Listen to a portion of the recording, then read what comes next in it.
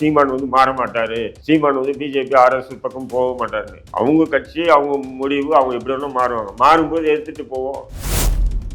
அந்த வீடியோவில் முழுக்க நான் பார்க்குறேன், பேசுகிறேன். இப்போ கேட்கும்போது எனக்கு தெரிஞ்ச ஒரே ஒரு விஷயம் என்னன்னா, பழனி பாபா பேசுனது, சீமானு பேசுனது இவனுக்கு பிடிக்கல, பிஜேபி பிடிக்கல, வேற ஒன்றும் இல்லை.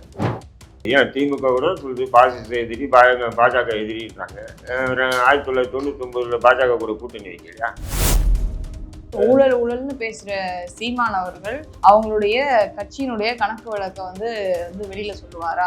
திரைத்துறையில ஒரு படத்தை இயக்குகிறவராக இருந்தாவே பல கோடிகள் சம்பாதிக்க வாய்ப்பு இருக்கு. இன்னைக்கு தொடர்ந்து இவ்வளவு வருஷமா அரசியல் இருக்கு. அது உனக்கு எதுக்கு? அண்ணா அறிவாலயத்தில் ஏற்றி கொடுத்த ஸ்கிரிப்டை பிஜே பேசியிருக்காரு. ஏன்னா இது எல்லாமே திமுக ஐடி விங் பண்ணிட்டு வரக்கூடிய பிரச்சாரம் தானே. அவர் மலையாளி, அவர் இந்து இல்லை கிறிஸ்டின், அவங்க மனைவி தெலுங்குச்சி.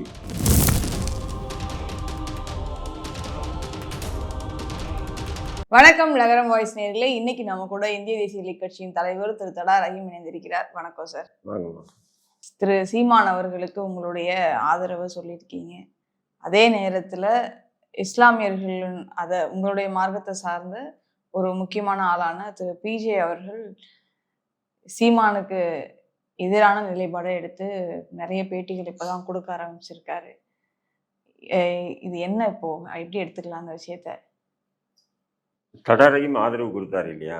அப்போ அதுக்கு எதிரான எதிர்வினை நிறைய பேர் ஆற்றுவாங்க. ஏன்னு சொன்னால் இது ஆதரவு கொடுக்காம இதுலேயும் நாம் தமிழ் கட்சிக்கு யாருமே ஆதரவு கொடுக்கல.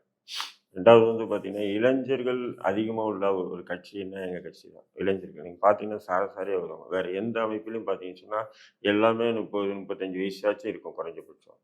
எங்கள் கட்சியில் பார்த்தீங்கன்னா எல்லாமே 18-20 காலேஜ் ஸ்டூடெண்ட்டு, ஸ்கூல்ஸ் எல்லாமே அவ்வளோ ஒரு ரசிகர் பட்டாளம் எங்கள் கட்சியில் இளைஞர்களுடைய பட்டாளம் இருக்குது, மாணவர்கள் எல்லாமே.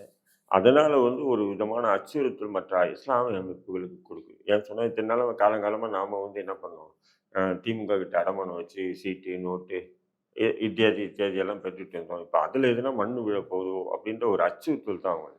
புரியுதுங்களா? இதே நான் சீமானுக்கு ஆதரவு தெரிவிக்காம இருந்திருந்தா இந்த அளவுக்கு சீமானுக்கு எதிரான இவரெல்லாம் பீஸ் போன பல்பு, பிஜே எல்லாம் பார்த்தீங்கன்னா பீஸ் போன பல்புன்னு தான் சொல்லலாம். ஏன்னு சொன்னால் இவர் ஒரு காலத்தில் ஒரு சமூகத்தில் ஒரு புரட்சிகரமான பிரச்சாரங்கள், புரட்சிகரமான பேச்சுக்கள் அப்படின்னு சொல்லி இளைஞர்கள் அப்படியே மாறினாங்க. மாறி கடைசியாக அந்த இளைஞர்கள் அப்படியே மண்டை கழுவி கடைசியாக எடுத்து ஒரு கூவாத்தில் தள்ளிட்டு இவர் மட்டும் பார்த்தீங்கன்னா மண்ணடியில் நிறைய பல கோடிகள் உள்ள வசதியான வாய்ப்புகளை ஏற்படுத்திட்டு அதன் பிறகு பார்த்தீங்கன்னா இஸ்லாத்தில் பார்த்தீங்கன்னா இப்போ மற்ற அரசியல் கட்சிகளோ அல்ல மற்ற சமூக அமைப்புகளையோ தனிமனித ஒழுக்கம் முக்கியமாக பார்க்க மாட்டாங்க. ஆனால் இஸ்லாமிய அமைப்புக்கு தலைவராக இருக்கிறவங்க சொன்னால் முக்கியமாக தனிமனித ஒழுக்கம் பார்ப்பாங்க. பெண்கள் விஷயத்திலையோ அல்லது குட்டி இந்த மாதிரி விஷயங்களையோ மற்ற பொருளாதாரத்தை ஈட்டுற விஷயத்திலையோ தனிமனித ஒழுக்கத்தை இஸ்லாமியர்கள் பார்ப்பாங்க. ஒரு காலம் அந்த தனிமனித ஒழுக்கம் தவறியதுனால தூக்கி போட்டுருவாங்க. அது எவ்வளோ பெரிய தலைவராக இருந்தாலும் சரி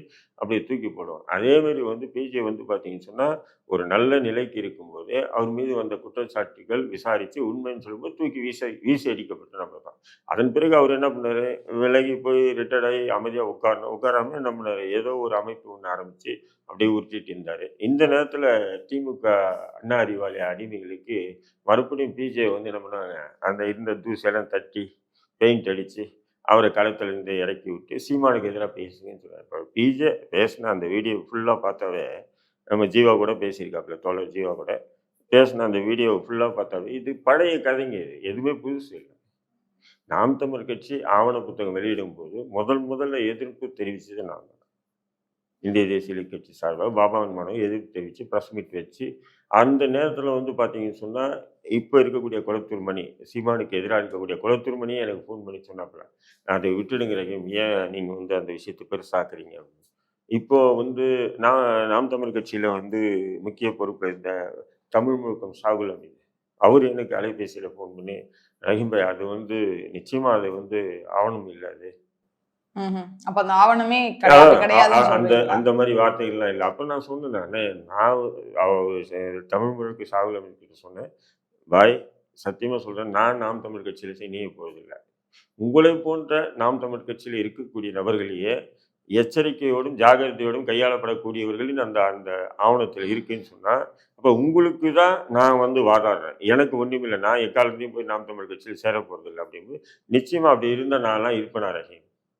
அப்ப அந்த ஆவணமே அது போலின்னு வந்து சொல்றீங்களா? இது பண்ணிட்டாங்க.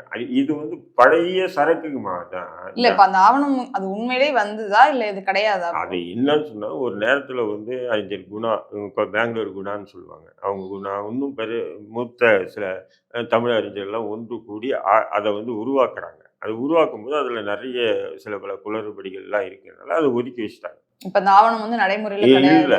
இல்லன்னு சொல்லிட்டு அந்த நேரத்துல தமிழ் முக்கம் சாகுல் அமீதே என்கிட்ட சொன்ன வார்த்தைகள். அப்போ நான் என்ன பண்ணேன், அத வந்து கைவிட்டுட்டோம். இப்ப அத வந்து மறுபடியும் அந்த நெட்ல இருக்கு அது. எப்பவுமே ஒரு இது பதிவாச்சுன்னா, அத எடுத்து போட்டு, அதுக்கு இவர் விளக்கம் குடுக்குறேன்னு சொல்லிட்டு, அது இப்படியா? அது இப்படியா? அப்படி இருக்கும்போது இப்படிதான். இப்படி இருக்கும்போது அப்படிதான். ஏன் இந்த ஒரு பதட்டம்? ஏன் இப்படி ஒரு உங்களுக்கு? அது மட்டும் அதுல இல்லாம அதுல சீமான் அவர்களுடைய மேடை பேச்சையுமே அவர் வந்து கோட் பண்ணியிருந்தாருல்ல. இது இனம், இந்த மதம், அந்த மதம் அப்படிலாம் இல்லாம, இப்ப நம்ம தமிழம்னு ஒரு மதம் உருவாக்குவோம். அதனுடைய இப்ப நான் ஒண்ணே புனித நூலா நான் திருக்குறள் ஒண்ணே ஒண்ணு இருக்கும் சொல்றேன்டா. அப்படிலாம் நான் சொல்லியிருக்காங்க. ஒண்ணே ஒண்ணு சொல்றேன். வீர ம். வீர உங்ககிட்ட ஒண்ணே ஒண்ணு கேட்கிறேன். நீங்க ஒரு புது மதமே இப்போ நீங்க ஒரு கட்சியா வச்சிருக்கீங்க. அந்த கட்சியில நான் இணைஞ்சு செயல்படுறேன். நீங்க ஒரு புது மதமே உருவாக்கிட்டா கூட, நான் இஸ்லாத்த விட்டு உங்க கூட உங்க மதத்த தழுவுனேன்.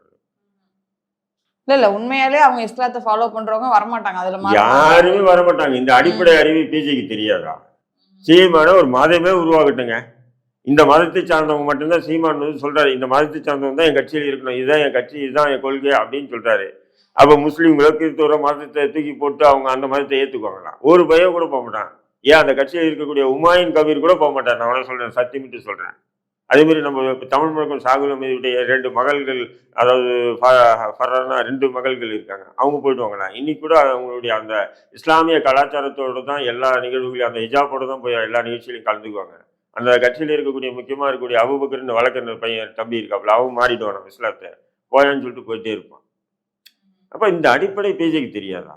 ஏன்னா ஒரு காலத்துல இப்படிதான் என்ன ஆச்சுன்னா, முகலாய மன்னர்கள் இந்த நாட்டை ஆளும்பொழுது, அப்போ வந்து இஸ்லாம் வந்து காட்டு புஷ்பம் போல வளர்ந்துகிட்டே இருந்தது. அப்போ அதுக்கு தடை விதிக்கணும்ன்ட்டு என்ன பண்ட்டாங்க, திடீர்னுட்டு ஒரு மதத்த வந்து எப்படின்னா, இதே மாரி ஒரு இஸ்லாத்தை போன்ற ஒரு புரட்சிகரமான ஒரு மதத்த உருவாக்கணும்னு சொல்லி உருவாக்கப்பட்ட ஒரு மதம் தான் சீக்கிய மதம். நல்லா புரிஞ்சுக்கணும். சீக்கிய மதம். அப்ப என்ன சொன்னாங்க, சீக்கிய மதம் உருவானா எல்லாம் சீக்கியரா மாறிடுவாங்க, எல்லாம் சீக்கியரா மாறிடுவாங்கன்னு இப்படிதான் பிரச்சாரங்கள் பண்ணாங்க. யாருன்னா போனாங்களா?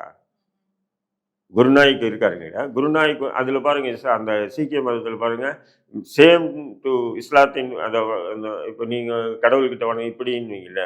இப்ப நாங்க இப்படி கையை விரிச்சு இது பண்ணுவோம். அதே மாரி தான் சீக்கிய மதத்திலயும் இருக்கும். எல்லாம் அந்த அந்த ஒரு அந்த மண்ணுல இந்த தலைய இது கூட வச்சு ஸ்கார்ஃப் மாரி கட்டிருப்பாங்க எல்லாமே தலையில. அப்படியே இருக்கும். ஆஹா. அப்ப எல்லாமே இஸ்லாத்த விட்டு சீக்கிய மதத்துக்கு போயிட்டோம்னா, அது யாருமே போட்டான். பிஜே போன்ற ஆட்களோட ஓடுவாங்க. நேரத்துக்கு தகுந்த மாரி பேசி, நேரத்துக்கு தகுந்த மாரி ஒரு ட்ரெண்ட்ட உருவாக்கக்கூடிய பிஜே போன்ற நபர்கள் தான் போவாங்க தவிர, வேற யாருமே போமாட்டாங்க. நாம் தமிழ் கட்சியில அதான் சொல்றேன். ஹுமாயூன் கபீர் உட்பட, அபூபக்கர் உட்பட, அந்த நம்ம தமிழ் முழக்கம் சாகுல் அமீதுடைய 2 மகள்கள் யாராவது போவாங்களா அப்படி? நான் கேட்கிறேன். இல்ல அவர் அதான் சொல்றாரு. பிஜே அரசியல் ரீதியான ஒரு இது வச்சிருக்காரு. அந்தந்த நேரத்துல நீ அன்னைக்கு ஒரு மாதிரியா பேசினாரு, இன்னைக்கு மாத்தி பேசுறாரு. ஏன் இதே பிஜே எத்தனை மாற்று ஒவ்வொரு நேரத்துல ஒவ்வொரு விதமான பேச்சுக்கள். அவர் அத கூட இன்னொன்னு என்ன சொன்னாருன்னா, பிரபாகரன் அவர்களுடைய அண்ணன் மகன வந்து சீமான் அவர்கள் வந்து திட்டிட்டாரு. அந்த மாரி நாளைக்கு பிரபாகரனையும் திட்டுவாரு. இப்போ வந்து திடீர்னு பழனி பாபா அவங்கள வந்து கொண்டாடிட்டு இருக்காரு. சரி இதே அந்த மாரி அவர் வந்து பெரியார் அன்னைக்கு புகழ்ந்தாரு, இன்னைக்கு திட்டுறாரு. இப்ப பழனி பாபாவ இன்னைக்கு புகழ்றாரு. நாளைக்கு பழனி பாபா அவர்களுடைய கருத்து வந்து ஏதோ ஒண்ணு சீமானுடைய கருத்துக்கு எதிர்கருத்தா இருந்துச்சு அப்படின்னா, அப்ப பழனி பாபாவையும் சீமான் அவர்கள் எதிர்ப்பாங்களா? அப்படின்னு சொல்லி கேட்டிருக்காரு. இன்னைக்கு பழனி பாபாவை பத்தி பேசுறாரா? நீ பிஜே பேசுறாரா பழனி பாபாவை பத்தி? பிஜே பாபாவை கொல்லுவதற்கு ஆள் அனுப்புன நாதாரிகள்லாம் பேசுனா எனக்கு மண்டை காயுது எனக்கு. பாபாவை கொல்லுவதற்காக என்னன்னு சொன்னா, இவர் ஒரு தவறான பிரச்சனை. பாபா வந்து பெண்கள் கிட்ட தவறான உறவு வச்சிருக்காரு. அப்படி இப்படின்னு சொல்லி ஒரு விதமான பிரச்சாரம் தமிழ்நாடு முழுக்க இஸ்லாமிய மத்தியில உருவாக்குறாரு. அப்போ அந்த தொண்டியில இவர் தொண்டி சொந்த ஊரு. தொண்டியில ஒரு கூட்டம் போடும்போது, அப்ப பாபா வந்து பேசும்போது என்ன பண்றாரு, இங்க ஒருத்தன் யாரோ பிஜேன்னு புதுசா நுழைஞ்சிருக்கானா? அடிக்கடி வந்து நான் வந்து பெண்கள் கிட்ட அப்படி இருக்கு, இப்படி இருக்குன்னு சொல்லி பொய் பிரச்சாரம் பண்றான். ஆமாண்டா, அவன் பொண்டாட்டி தான்டா நான் கூட்டு போனேன்னு சொல்லிட்டாரு. அவருக்கே உண்டான பாணியில வந்து என்ன பண்றாரு, பேசிட்டு இது சொல்லக்கூடாது. இருந்தால் நான் ஏன் சொல்கிறேன்னா, அந்தளவுக்கு என்ன மனசு வந்து வெறுப்பேற்றுறாங்க. நீ என்னுள் உள்ள குறைகளை சுட்டி காட்டு, வேணாம்னு சொல்ல. அதுக்காக அபாண்டமாக பழகி போட்டோன்னா இதுதான் உனக்கு கதின்னு சொல்லிட்டு போயிடுறாரு. அதுக்காக நீ இவனுக்கு என்ன பண்ணுறாங்க, கோயம்புத்தூரில் ஒரு 10, 20 பசங்களை ரெடி பண்ணி அவரை கொல்றதுக்காக திட்டம் பண்ணுறாங்க. கடைசி அந்த தகவலெல்லாம் எங்களுக்கு தெரிஞ்சு அதை வந்து தவிடுபொடி ஆக்கணும்னு வைங்க. அதெல்லாம் ஒரு பெரிய வரலாறு. பிஜேபி பற்றி பேசணும்னா கொஞ்சம் நெஞ்சம் இல்லை, அது பாட்டு பேசிட்டே போகலாம். அதான் சொல்கிறேன், சமூகத்தால் புறக்கணிக்கப்பட்ட ஒரு நபரை மீண்டும் பெயிண்ட் அடித்து, தூசி தட்டி பெயிண்ட் அடித்து, புது பேர்லாம் இப்போ இறக்கி விட்டுருக்கு இந்த திராவிட மாடல் அரசு. இது வேற வேலை இல்லையா உங்களுக்கு? சீமான் உண்மையிலே ஒரு புது மதம் உருவாக்குறாரு. ஆமாம், உருவாக்குறேன்னு சொல்லியிருக்கலாம். உருவாக்க கூட செய்யலாம். உருவாக்கிட்டா நாங்கள்லாம் போயிடுமா அந்த மதத்துக்கு? கேட்குறோம். யாராவது இஸ்லாமியருக்கு போயிடுவாங்களா, கிறிஸ்தவருக்கு போயிடுவாங்களா? யாருமே போக மாட்டாங்கல்ல. லூசுத்தனமா பேசக்கூடாது இல்லையா? அவருடைய கருத்தியில பேசுங்க.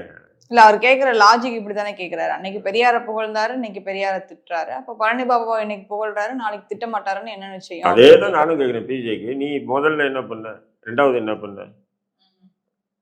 அது மார்க்கம் சம்பந்தப்பட்ட விஷயம். இப்போ நகரத்தில் அதை பற்றி நம்ம விளக்கமாக பேசணும்னு சொன்னால் மக்களுக்கு புரியாது, வியூவர்ஸுக்கு புரியாது. அவர் முதல்ல அந்த மார்க்க விஷயத்தில் அவர் எப்படி எப்படி குழப்பம் பண்ணார், என்னென்ன பண்ணார். கோயம்புத்தூரில் வந்து இந்த இந்த இத்தனை பேர் சிறையில் இருக்காங்கன்னா அதுக்கு மூல காரணம் இந்த போன்ற நபர்கள் தான். நான் அதெல்லாம் பேசணும்னு சொன்னால் அது மிகப்பெரிய ஒரு விஷயம். இவன் அந்த நேரத்தில் என்ன பண்ணான், ஒரு பிரச்சனையாகி குண்டடிப்பு நடந்துச்சு, அந்த சம்பவம்லாம் நடந்ததுன்னா அப்படியே போய் உளவுத்துறைக்கிட்ட அன்னைக்கு இருந்த ஏடிஜிபி பரமீர் சிங் கிட்ட போய் சரண்டர் ஆகிட்டு அத்தனை பேரை காட்டி கொடுத்த கூட்ட தலைவனுங்க. இப்போ இவங்கெல்லாம் பேசினா எனக்கு என்ன கடுப்பு ஆகும் இல்லைங்களா? சொல்லுங்க. உங்கள்கிட்ட ஒழுக்கம், நேர்மை, நீ வந்து இதுக்கு நாள் வரையிலும் வந்து உன்னால ஒரு சிறு பாதிப்பு கூட யாருக்கும் ஏற்படல அப்படின்னு சொல்லிட்டு நான் ஏற்றுட்டு போறேன். நீனே அயோக்கியத்தினுடைய உச்சமா இருக்கியா? அப்போ நீ சீமானை பற்றி பேசுறதுக்கு என்ன இருக்குது உனக்கு இருக்கு? சீமான் மாறலாங்க. நாளைக்கு நீங்க சொல்ற மாதிரி பிஜேபி ஆர்எஸ்எஸ் கூட போகலாம். போனா தூக்கி போட்டு நம்ம வேற வழி பார்க்க போறோம். புரியுதுங்களா உங்களுக்கு? யாரும் மாற மாட்டாங்கன்னு நான் எல்லாம் சத்திய பிரமாணம் செஞ்சு கொடுக்க முடியாது. சீமான் வந்து மாற மாட்டாரு, சீமான் வந்து பிஜேபி ஆர்எஸ்எஸ் பக்கம் போக மாட்டாருன்னு. அவங்க கட்சி, அவங்க முடிவு, அவங்க எப்படி வேணும் மாறுவாங்க. மாறும்போது எடுத்துட்டு போவோம். இப்போயே வலுக்கட்டாயம் நீங்க பிடிச்சி தள்ளுறீங்க. நான் கேட்குறேன், இப்போ இன்னைக்கு தேதிக்கு சீமான் அவர்களுடைய நிலைப்பாடு உங்களுக்கு ஒத்து வருது. அதனால நீங்க நான் இன்னைக்கு திமுக என்ற ஒரு கட்சி முழுக்க சூழ்ச்சிகள் செய்து இஸ்லாமிய கோட்பாட்டு கொள்கைகளுக்கு எதிராக தொடர்ந்து செயல்பட்டு வருது. அதுல ஒரு விஷயத்தை சொல்றேன் பாருங்க, புது சிவில் சட்டம். இன்னைக்கு தமிழ்நாட்டுல எத்தனையோ உலமாக்கள் இருக்காங்க, மார்க்க அறிஞர்கள். ஏன் இந்த பிஜே கிட்ட சவாலிட்டு கேட்கிறேன், இந்தியாவில் எங்கேயுமே பொது சிவில் சட்டம் அமல்படுத்தப்படல. பிஜேபி ஆளும் மாநிலங்களில் கூட இல்லை. இப்பதான் உத்தரகாண்ட்ல வந்து ஒரு இது அமல்படுத்த போறேன்னு சொல்லி அறிவிச்சிருக்கான். இன்னும் அமல்படுத்தல. புரியுதுங்களா? அமல்படுத்தல. ஆனா தமிழ்நாட்டில் 2006 இந்த பொது சிவில் சட்டத்தினுடைய சரத்துகள் அமல்படுத்தப்பட்டது. இதை கேட்கறதுக்கு இந்த பிஜேக்கு அருகதை இருக்கா? அல்லது தமிழ்நாட்டில் இருக்கக்கூடிய திமுகவுக்கு முண்டி அண்ணா அறிவாளத்தாண்ட மண்டிட்டு கிடக்கக்கூடிய உலமாக்களுக்கு தைரியம் இருக்கா கேட்கறதுக்கு? ஏன் இப்படி நீங்க கொண்டு வந்தீங்கன்னு? அப்போ பிஜேபி கொண்டு வந்தால் மட்டும்தான் நீங்கள் எதிர்ப்பேன்னு சொல்றது எந்த விதமான நியாயம்? ஏன்னு சொன்னால் பொது சிவில் சட்டம் என்பது எல்லா விஷயத்துக்குமே இஸ்லாமியர்களுக்கு சலுகைகள் அல்ல. திருமணம், விவாகரத்து, சொத்துரிமை, வக்ஃபு, இந்த 4 விஷயத்துக்கு மட்டும்தான் பொது சிவில் சட்டம்ன்றது. இப்போ உங்ககிட்ட நான் ஒரு 10 லட்ச ரூபாய் வாங்கினேன், கொடுக்க மாட்டேன்னு சொன்னால் நீங்கள் போய் ஸ்டேஷனில் போய் சொல்கிறீங்க. அப்போ வழக்கு பதிவு செஞ்சு என்னை கைது பண்ணி உள்ள போடுவாங்க. சார், முகமடன், எனக்கு முகமடன் லா இருக்குது, சிவில் லாவில் வந்து எனக்கு அனுமதி இருக்குது, ஆனால் நான் அவங்க கொடுத்த காசை வந்து நான் கொடுக்க மாட்டேன் அப்படின்னு சொல்கிறதெல்லாம் அனுமதி இல்லை. அது அதாவது சிவில் சட்டத்தின் அடிப்படையில் தான் வழக்கு பதிவு செஞ்சு என்னை ஜெயிலில் தூக்கி போடுவான், அல்லது என்கிட்ட இருக்கிற சொத்தை பறிமுதல் பண்ணி உங்ககிட்ட கொடுப்பான். இதுவும் சிவில் சட்டம் தான். நான் 4 விஷயத்துக்கு மட்டும்தான் அனுமதி. அதுதான் பொது சிவில் சட்டம். திருமணம், விவாகரத்து, சொத்துரிமை, இது வக்ஃபு. இதில் வந்து திருமணம் பண்ணும்போது இப்போ அரசாங்கம் என்ன பண்ணுறான், இவ்வளோ வயசு இருக்குன்னா அவ்வளோ வயசு இருக்குன்னு சொல்லி சட்டம் போட்டான். எது கட்டாய பதிவு திருமணம் சட்டம் கொண்டு வந்தோம் பார்த்தீங்களா? பெண்ணுக்கு 18, ஆணுக்கு 21. அப்போ அது சரியத்துக்கு எதிரானது தானே? சரியத்துக்கு எதிரானது. 2வது, அதை பதிவு பண்ணணுன்றான். நீ பண்ணக்கூடிய அந்த பள்ளிவாசலில் பண்ணக்கூடியது ஏற்றுக்கொள்ளப்படாது, பதிவு பண்ணணும் அரசாங்கத்தில். அப்போ நீ பதிவு பண்ணணும். பதிவு பண்ணாவே விவாகரத்துன்றது என்ன ஆகும்? பள்ளிவாசலில் உட்காந்து முடிவு பண்ண முடியாது, அதுக்கு நம்ம கோர்ட்டு தான் போகணும். அப்போ இதுதானே பொது சிவில் சட்டம், இதுதானே பிஜேபி கொண்டு வரேன்றான். அதை தானே நீங்கள்லாம் எதிர்க்கிறீங்க. திமுகவும் அதுதானே எதிர்க்குது. அப்போ இதை பின்வாசல் வழியா திமுக ஆட்சியில் கொண்டு வரப்பட்ட ஒரு சூழ்ச்சிகரமாக கொண்டு வரப்பட்ட ஒரு சட்டத்தை பிஜே போன்ற நீங்கள்லாம் பெரிய ஆளுமைன்னு சொல்லிக்கிறீங்க இல்லையா? பெரிய உலமா நான் என்னை மாரி ஒரு பெரிய ஒரு விளக்க உரை கொடுக்கிறதுக்கு தமிழ்நாட்டில் உலகத்திலே எவனும் இல்லை பீத்திக்கிறேன்ல. இப்போ இதுக்கு விளக்க உரை கொடு. அவரு இப்ப சீமான் குறித்து பேசும்போது நம்ம திருப்பி அங்க வந்துருவோம். சீமான் குறித்து பேசும்போது என்ன சொன்னாருன்னா, பெரியார வந்து ஒரு பொது எதிரியா காமிச்சிட்டு நம்ம வந்து இந்த பக்கம் நின்னுக்கலாம் அப்படின்னு சீமான் அவர்கள் நினைச்சாரு. ஆனா சீமான் அவர்கள் ஏற்கனவே இஸ்லாமியர்கள் குறித்து கண்ணா பின்னான்னு விமர்சிச்சு வச்சிருக்காரு. அதை மறைக்கிறதுக்காக இப்ப பழனி பாபா அப்படின்ற ஆயுதத்தை கையில எடுத்து அதுக்காக பேசிட்டு இருக்காரு. ஏன்னா பழனி பாபான்னு எடுத்தோன்னு பிஜேக்கு ஆட்டம் காணிச்சு. ஏன்னா அந்த ஆள் உயிரோடு இருக்கும்போதே நம்மளால ஒரு பப்பும் வேக்கல. செத்ததுக்கு அப்புறமே எல்லாமே அரசியல் ரீதியாக அவரை முன்னிலைப்படுத்துறானுங்க. என்னடா நம்ம தூங்கிட்டு இருக்கணும் மறுபடியும் எழுப்புறாங்களே அப்படின்னு சொல்லி மறுபடியும் அதுதான் காரணம். அந்த வீடியோவில் முழுக்க நான் பார்க்குறேன், பேசுகிறேன். இப்போ கேட்கும்போது எனக்கு தெரிஞ்ச ஒரே ஒரு விஷயம் என்னன்னா, பழனி பாபா வந்து பேசுனது, சீமானு பேசுனது வந்து இவனுக்கு பிடிக்கல, பிஜேக்கு பிடிக்கல, வேற ஒன்றும் இல்லை. நான் என்ன சொல்கிறேன், இவ்வளோ வக்கனையாக பேசல. சமீபத்தில் கோயம்புத்தூரில் வந்து அல்லுமா தலைவர் கோவை பாஷாபாய் இறந்தார் இல்லை, அவர் கோவை பாஷாபாயும் இந்த பிஜேயும் நண்பர்கள். ரெண்டாவது அல்லுமான்ற ஒரு அமைப்பை உருவாக்கியதே இந்த பிஜே தான். பிஜே, பாஷாபாய் இறந்தார், அவரு, ஜவாஹிருல்லா, இது போன்ற நபர்கள் சேர்ந்து தான் அதை உருவாக்கணும் இல்லையா? இன்னைக்கு அவர் இறந்ததுக்கு நீ அவருடைய ஜனதா தொழுகை இறுதி சடங்குல நீ போய் கலந்துக்கிட்டியா? யார் பிஜேவை கேட்குறேன், கலந்துக்கிட்டியா நீ? பிஜே சீமான் தானே போனாப்புல? நான் கேட்குறேன், சீமான் தானே போனாப்புல? இல்லை சீமான் ஆர்எஸ்எஸ் மாரி போகிறாரு. சீமான் தான் சொல்லிட்டு இப்போ மாட்டுக்கறி என்னுடைய பிரதான உணவு, அதை தடை செய்யறதுக்கு அவனுக்கு உரிமை இல்லைன்னு அவர் தான் சொல்கிறாரு. நான் அதிகமாக விரும்பி மாட்டுக்கறி தானே திங்கிறேன்னு சொல்கிறது சீமான் தானே? சொல்லுங்க நீங்கள். புரியுது. அப்போ இது எப்படி வந்து அவர் இப்படி அப்படின்னு சொல்லி சொல்கிறாரு, அவர் மாற்றிக்குவார் பண்ணிக்குவார்ன்ற டைலாக்கெல்லாம் எதுக்கு? அப்போது உங்களுக்கு அதாவது திமுக இறக்கி விட்டுருக்கு இப்படி பேசுங்கன்னு. நீ உளறிட்டு இருக்க. இது எந்த வகையில் நியாயம்? இது ஏற்கனவே இந்த சமூகத்தால் புறக்கணிக்கப்பட்ட நபர். எப்படி இந்த வேலூர் இப்ராஹிம்னு ஒரு ஆள் புறக்கணிச்சாங்களோ அதே மாதிரி பிஜேவும் இந்த சமூகத்தால் புறக்கணிக்கப்பட்ட நபர். அவன் போய் பிஜேபியில் சேர்ந்துட்டான். இவர் திடீர்னு படம் தூக்கிட்டு இவர் வந்து ஞானசூனி மாதிரி பேசுகிறாரு. அப்போ நீங்கள் அதுக்கு தகுதியான நபராக இருக்கணுமா இல்லையா? அதுக்கு தகுதியான நபராக இருந்தால் வரவேற்கலாம். அவரு சொல்லும் பொழுது வந்து இப்போ பேச்சா இல்லாம இந்த டாக்குமெண்டா இருக்கட்டும், வீடியோவா இருக்கட்டும், அதெல்லாம் போட்டு தானே காட்டுறாங்க. இப்போ வந்து நான் சீமான் அதெல்லாம் காட்டுனதெல்லாம் பொய்ன்னு சொல்றது நம்ம யாரு? அவர்கள் பேசின வார்த்தையை தான் போட்டு காட்டுறாங்க. அதுதான் சொல்றேன். அதுதான் ஒவ்வொரு நேரத்திலையும் அரசியலே. இப்போ ஏன் திமுக கூட சொல்லுது பாசிச எதிரி, பாஜக எதிரின்றாங்க. 1999 பாஜக கூட கூட்டணி வைக்கலையா? இன்னைக்கு நம்ம விடுதலை சிறுத்தையுடைய தலைவர் தொல் திருமாவளவன் கூட தான் சொல்றாரு, பாஜகவையும் பாமகவையும் சேர்க்கிற கூட்டணி இருக்கிற கூட்டணியில நான் போக மாட்டேன்னு. ஆனால் 2002 எந்த கூட்டணியில் போனார் அவரு? நான் என்ன சொல்றேன், சீமான் மட்டும்தான் அப்படி பேசி மாறுறாருன்றது இல்லை. மற்ற அதாவது இங்கே இருக்கிறது ஒன்னே ஒன்று சொன்னால், எரியிற கொல்லியில் எந்த கொல்லி நல்ல கொல்லியை எடுத்துன்னு சொரிஞ்சிக்கிற நிலையில் தான் இருக்குது. புரிஞ்சுங்களா?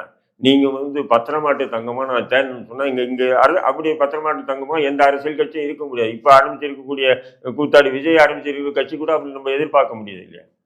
சொல்லுங்க நீங்கள். அவர் இந்த வார்த்தையை அவரும் கூட பயன்படுத்தினார். இங்க எல்லா கட்சியும் யோகியும் கிடையாது. ஊழல்னு பேசுற சீமான் அவர்கள் அவங்களுடைய கட்சியினுடைய கணக்கு வழக்க வந்து வெளியில சொல்லுவாரா? அப்படி இருக்கும் பொழுது எப்படி சொகுசு கார்ல போறாரு? எப்படி நான் சொல்றேன், அவரு இயக்குனரா இருந்தாரு. திரைத்துறையில வந்து ஒரு படத்தை இயக்குனராக இருந்தாவே பல கோடிகள் சம்பாதிக்க வாய்ப்பு இருக்கு. இன்னைக்கு தொடர்ந்து இவ்வளவு வருஷமா அரசியல் இருக்கு. அது உனக்கு எதுக்கு? அவன் கட்சிக்காரன் பிரச்சனை. அந்த கட்சிக்காரன் கேள்வி ஊழலை பத்தி விமர்சிக்க சீமான் அவர்களுக்கு தகுதி இல்லை அப்படின்ற மாதிரி. அப்ப வேற எதை பத்தி விசாரிக்க பேசுறதுக்கு தகுதி இருக்கு சீமானுக்கு? சீமான் வந்து ஊழல் எதுனா பண்ணிட்டு இப்ப அதிமுக வந்து திமுக வந்து ஊழல் குற்றச்சாட்டு வைக்கிது, திமுக அதிமுக மீது ஊழல் குற்றச்சாட்டு வைக்கிது. இப்ப 2 பேரும் செய்யலைன்னு சொல்லி நம்மளை போன்ற மக்களை யாரும் நம்ப மாட்டாங்க. ஒவ்வொரு கட்டத்துல ஒவ்வொன்றும் செஞ்சிருப்பாங்க. சீமான் அப்படி எதுனா அதிகாரத்துல இருந்தாரா ஊழல் செய்யறதுக்கு? இல்ல, இன்னும் அதிகாரத்துக்கே வரல. கட்சியிலேயே இப்ப திருநிதி வாங்கின திருநிதிக்கெல்லாம் அவர் கணக்கு சரியா சொல்லல. நீ குடுத்தியா திருநிதி? சொல்லுங்க. அதாம்மா இந்த ஸ்கிரிப்ட் வந்து அண்ணா அறிவாலயத்திலிருந்து எழுதி கொடுக்கப்பட்ட ஸ்கிரிப்ட். அவர் அப்படிதான் பேசுவார். அவர் சுயமா பேசினதில்ல. அண்ணா அறிவாலயத்திலிருந்து எழுதி கொடுத்த ஸ்கிரிப்ட அவருக்கு பதிலா வந்து ஆனா என்னை பொறுத்தவரையிலும் ரொம்ப நான் நேசிக்கக்கூடிய நபர்கள்லயே வந்து பார்த்தீங்கன்னா, ஜீவா வந்து ரொம்ப நல்ல அ தோழர். எனக்கு ரொம்ப பிடிச்சமான தோழர். நியாயமா, நடுநிலையா பண்ணுவாரு. ஆனா இன்னைக்கு என்னன்னு தெரியல, சீமான் விஷயத்துல அவரும் என்ன பண்ணுவாங்க, எல்லாமே அவங்க வந்து திராவிட அ கல்ச்சர் உள்ள அவங்க அவங்க அம்மா ஓவியா இவங்கெல்லாம் வந்து ஒரு திராவிட கோட்பாட்டு கொள்கையிலேயே வளர்ந்துட்டாங்க. பட் அதனால அவங்க எதிர்க்கிறாங்க. அப்படின்னு தான் நம்ம பார்க்க முடியுது. நம்ம ஆத்திரத்தோட பார்க்க முடியாது. ஏன் இவங்க இப்படியெல்லாம் சீமானை எதிர்க்கிறாங்கன்னு நம்ம பார்க்க முடியாது. ஏன்னா அவங்க திராவிட கோட்பாட்டு கொள்கையை ஊறி இருக்காங்க. அவங்க குடும்பமே. யாரு அவங்க ஓவியா, அவங்க அம்மா இது விவாதத்தெல்லாம் கலந்துக்குவாங்க. அவங்க ஜீவா எல்லாம். அதனால அவர் வந்து இந்த இன்டர்வியூ எடுத்திருக்காரு. நான் நீ பேசுறேன்னா உனக்கு என்ன தகுதி இருக்கு? அதான் எனக்கு ஒண்ணும் புரியல. ஆச்சரியமா இருக்கு. இறுதியாக அவர் வந்து சீமான் அவர்கள் அவரே தமிழர் கிடையாது. அவங்க அப்பா செபஸ்டின் மலையாளி அது இதுன்னு திரும்ப அந்த பழைய பிரச்சனைகள் நான் எல்லாம் அதுதான் திரும்ப ஒரே பேசினார். இதுக்கு பதில் ஒரே வழியில சொல்றேன். அண்ணா அறிவாலயத்திலிருந்து எழுதி கொடுத்த ஸ்கிரிப்ட பிஜே பேசியிருக்காரு. ஏன்னா இது இது எல்லாமே திமுக ஐடி விங் பண்ணிட்டு வரக்கூடிய பிரச்சாரம் தானே. அவர் மலையாளி, அவர் இந்து இல்ல கிறிஸ்டின்னு. புரியுதுங்களா? இந்து இல்ல கிறிஸ்டின்னு. அவங்க மனைவி தெலுங்குச்சி. புரியுதுங்களா? இதெல்லாம் திமுக வந்து நானே கேட்கிறேன். அவர் இந்து இல்ல கிறிஸ்துவர்ன்னு சொல்றீங்க. அவர் பிஜேபி, ஆர்எஸ்எஸ் அப்படின்னு எப்படி நீங்களே தான் சொல்றீங்க. வாய் ஒண்ணு தானம்மா. ஏன் 2ஆ பேசுறீங்க? அவர் கிறிஸ்துவரா இருந்தா ஏன் ஆர்எஸ்எஸ், பிஜேபிக்கு சப்போர்ட் பண்ண போறாரு? லாஜிக்கா இல்லையா? அவர் தமிழே இல்ல, மலையாளி. சொல்றீங்களா இல்லையா? அப்ப அவருடைய தமிழ் தேசியம் போலியா இருக்கட்டும். அப்ப நீங்க ஏன் இவ்வளவு உணர்ச்சி வசப்பட்டு ஏன் எதிர்வினை ஆற்றுறீங்க? இன்னைக்கெல்லாம் நாளைக்கு தெரிய போகுது இல்ல அது. இல்ல சீமான் அவர்கள் தமிழ் தேசியம் அப்படின்னு அவரு பேசுறதுனால நீ தமிழரா அப்படி இப்படின்னு ஸ்டாலின் அவர்களை பார்த்து கேட்கறது. இத்தனை நாள் நீங்களும் அப்படிதானே கேட்கறாங்க. நான் என்ன சொல்றேன், இத்தனை நாள் நீங்களும் அப்படி சொல்லி தானே வந்தீங்க. திராவிட இயக்க தோழர்கள் எல்லாம் அப்படி பேசி தானே வந்தாங்க. அவங்க யாருமே வந்து சில பேர் தெலுங்கரா இருந்தா கூட நான் தெலுங்கர் அப்படின்னு சொன்னது இல்லைல்ல. அப்படியே இருந்துட்டு போட்டோம். அதை பத்தி உங்களுக்கு எதுக்குன்றேன் நான். பிஜேக்கு எதுக்குன்றேன். நீ வந்து அண்ணா அறிவாலயத்தில் எழுதி கொடுத்த ஸ்கிரிப்டை அப்படியே அச்சு பிசிறாம அப்படியே நீ ஒப்பிச்சிருக்க சொன்னா, அப்போ உங்ககிட்ட வந்து சொந்த புத்தி கொஞ்சம் கொஞ்சமா மழுங்கிச்சா? ஏற்கனவே இருந்தது. நல்லா அதாவது குதர்க்கமா பேசக்கூடிய நபர். விஜயை பொறுத்தவரை எப்படின்னா குதர்க்கமா பேசுவார். நோனின்னா கோணின்வார். பதில் சொல்ல தெரியலனா கூட கோணின்னு சொல்லிட்டு போயிடுவார். புரியுதுங்களா உங்களுக்கு? அப்படி குதர்க்கமா பேசக்கூடிய நபர். அவருடைய பேச்சை பார்க்குற ரொம்ப நீண்ட நாளுக்கு பிறகு பேசியிருக்காரு. வயசும் ஆயிடுச்சு. பார்த்தீங்கன்னா குறைஞ்சது ஒரு 70 வயசு. ஏன்னா பாஷாபாய் செட் அவருக்கு 84 வயசு. கொஞ்சம் 80 வயசு கிட்ட இருக்கும் அவருக்கு. அந்த ஸ்ப்ரேலாம் அடிச்சுட்டு நேற்று தொப்பி ஒன்று மாட்டிக்கிட்டு பேசுகிறாரு. புரியுதுங்களா? தொப்பி போடுறது இஸ்லாத்திலே கூடாதுங்குவார். பிரச்சாரம் முன்னாடி சொல்கிறேன். மார்க்க அறிஞராக இருக்கும்போது இந்த மாதிரி தொப்பி வந்து இது வந்து இஸ்லாமிய கலாச்சாரம் இல்லை, தலப்பாகை கட்டுறது தான் இஸ்லாமிய கலாச்சாரம் அப்படின்னு பிரச்சாரம் பண்ணுவார். ஆனால் இவர் மட்டும் தொப்பி போட்டு தான் சுற்றுவார். அதனால் அதை பற்றி பேசணும்னா நிறைய இருக்குடா, பயங்கரமாக இருக்கும், பேசிகிட்டே போகணும். அதனால் அது வேண்டாம். நீ சீமானை பற்றி பேசுவதற்கு இப்போ வந்து அவரை வந்து இறக்கி விட்டுருக்காங்க. தூசி தட்டி பெயிண்ட் அடித்து சொல்லுவாங்கள்ல, பழைய கல்ல புது பழைய முந்தையில் இப்போ புது கல்லுன்னு, அந்த மாதிரி பழைய சரக்கில் புது கல்லை போட்டு கொடுக்குறாங்க. சாப்பிடுங்க. யார் பேசுகிறா? பிஜே பேசுகிறா, பிஜே பேசுகிறா. அவர் பேசியிருக்கக்கூடிய எல்லா விஷயங்களும் நீங்க பாத்தீங்கன்னா யாருமே அவர் மதமே உருவாக்கட்டுங்க. பிஜே யாரு இவர் சீமானு முஸ்லிம்கள்லாம் போயிடுவாங்களா? ஒருத்தம் கூட போக மாட்டாங்க. இது பிஜேக்கும் தெரியும். அதை எடுக்கிற நம்ம தோழர் ஜீவாவுக்கும் தெரியும். ஒரு பயிலும் போக மாட்டாங்க. அவங்க அந்த கான்வர்சேஷன் ஃபுல்லாவுமே இஸ்லாம் மதம் வந்து உருவ வழிபாடெல்லாம் கூடாதுன்னு சொல்லியிருக்காங்க. ஆனா சீமான் அவர்கள் குலதெய்வ வழிபாடு, அப்புறம் முப்பாட்டன் முருகன் வழிபாடு அப்படின்னு சொல்லி இஸ்லாமியர்களை வந்து திசை திருப்புறதுக்காக அவர் எல்லாமே பேசுறாரு. அப்படிலாம் பேசுறாரு. இப்ப பெரியார் பிரச்சாரம் பண்ணும்போது இப்படிதான் சொன்னாங்க. நிறைய பேர் போயிடுவாங்களோ தீக்காவுக்கு. யார் போனாங்க? சொற்பமான நபர்கள், ஒரு சிலர் போயிருக்கலாம். யாரும் போகலையே பெரிய அளவுக்கு தீக்காவுக்கு. பிரச்சாரம் அதனால வந்து பெரியாரை ஆதரிக்கிறாங்கன்றதுனால ஆதரிக்கக்கூடிய அத்தனை நபரும் அவர் சொல்லக்கூடிய கொள்கைகளை ஏற்றுக்குவாங்க இல்லை. சில விஷயங்களுக்கு முரண்படுவாங்க, சில விஷயங்களே ஏற்றுக்குவாங்க.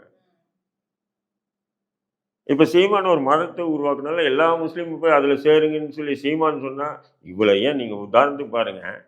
ரஷ்யாவில் வந்து லெனின் புரட்சி மூலமா ஆட்சியை பிடிச்ச பிறகு அங்க இருந்த பள்ளிவாசல்கள், அங்க இருந்த சர்ச்சுகள், தேவாலயங்கள் எல்லாம் மூடப்பட்டது. நல்லா புரிஞ்சுக்கணும், எல்லாமே மூடிட்டாங்க. ஒண்ணு கூட இல்லை, பள்ளிவாசல்களும் இல்லை, சர்ச்சுகளும் இல்லை. ஏன்னா கடவுள் இல்லைன்ற கொள்கை தானே அவங்களுக்கு. மூடிட்டாங்க. ஆனாலும் ஒரு 50-60 ஆண்டுகளுக்கு பிறகு என்ன 7 முஸ்லீம் நாடுகள் ரஷ்யாவிலேருந்து பிரிஞ்சுது. கசகிஸ்தான், அல்பேகிஸ்தான் அப்படின்ற நாடுகள் பிரிஞ்சுது பார்த்தீங்களா? 7 நாடுகள் பிரிஞ்சுது. நான் என்ன சொல்ல வரேன்னு சொன்னீங்கன்னா, அதாவது கடவுள் இல்லைன்னு சொல்லி ஒரு கோட்பாட்டு கொள்கையை முன் வச்சு, கம்யூனிஸ்ட் சித்தாந்தத்தை வச்சு ஆட்சியை பிடிச்சு அந்த அதிகாரத்தை கொண்டு முழுக்க இருந்த வணக்க வழிபாட்டு தலங்கள்லாம் இழுத்து மூடிய பிறகு கூட இன்னைக்கு அங்கே கிறிஸ்தவர்களே இல்லையா, முஸ்லீம்களே இல்லையான்னு அவங்க கிட்ட கேட்குறேன். எல்லாமே இருக்காங்க. ஒன்றுமே பண்ண முடியல. அந்த காலகட்டத்துக்கு மூடப்பட்டதை தவிர அதன் பிறகு பார்த்தீங்கன்னா அதோட பன்மடங்கு பள்ளிவாசல்கள், பன்மடங்கு தேவாலயங்கள் உருவாயிடுச்சு. அதனால யாரையுமே கட்டாயப்படுத்தி எல்லாம் வணக்க வழிபாட்டத்தை ஒழிக்க முடியாது. ஸ்டாலினோனா திராவிட மாடல், திராவிட கொள்கைன்னு சொல்லி பேசிக்கலாம். ஆனால் அவருடைய மனைவி கூட அவர் அந்த கடவுள் வழிபாட்டை விட்டு தவிர்க்க முடியாது. இயல்பான நிகழ்வுகளை சொல்றேன். மனசார ஒவ்வொருத்தரும் அவன் மனசார மாறினதான் உண்டு. பிஜே சொல்றதுக்காக, இவர் சீமான் சொல்றதுக்காக யாரும் மதம் மாறி போய் அவர் சீமானுடைய மதத்தை ஏற்றுக்க போறது. இவ்வளோ நேரம் நிறைய விஷயங்கள் பகிர்ந்தீங்க. ரொம்ப நன்றி.